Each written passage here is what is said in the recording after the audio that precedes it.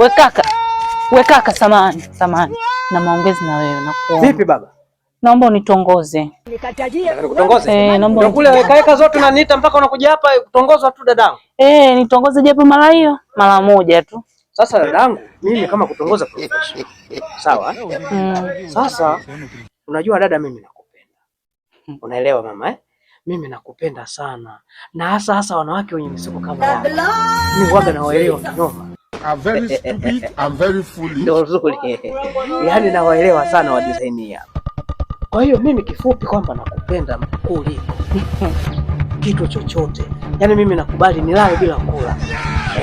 Nilale bila kuoga. Ili mradi wewe unishike. Unanielewa Nakuelewa. God have mercy upon us. Nakupenda pia. Asante. Sasa unajua mimi naye sijawahi kutongoza. Unaelewa? Nilikuwa natafuta mwanamke wa kutongoza ili kutongoza. Unaelewa dada? Sijajua inakuwa kwaje. Je, kutongozwa? Mimi sijawahi kutongozwa. Nataka kutongozwa sana. Ni kutongoza. Nitongoze. Sasa ndo nimejiandaa. Nitongoze. Unaitwa nani?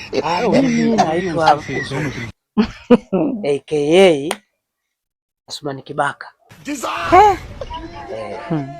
Jina lako uzuri kama wewe mwenyewe ulivyo mzuri. Nauma hizo. Zinyofanyofua zinauma. Pole. Sasa uzuri, mimi nakupenda. Unanipenda mimi? Nakupenda, nataka wewe mpenzi wangu. Wewe dada mgonjwa.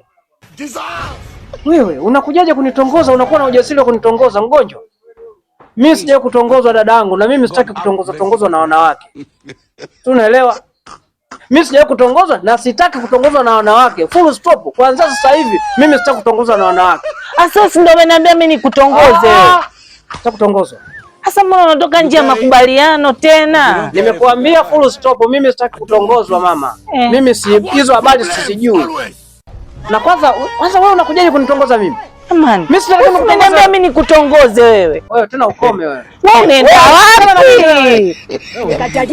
Kashaondoka tena.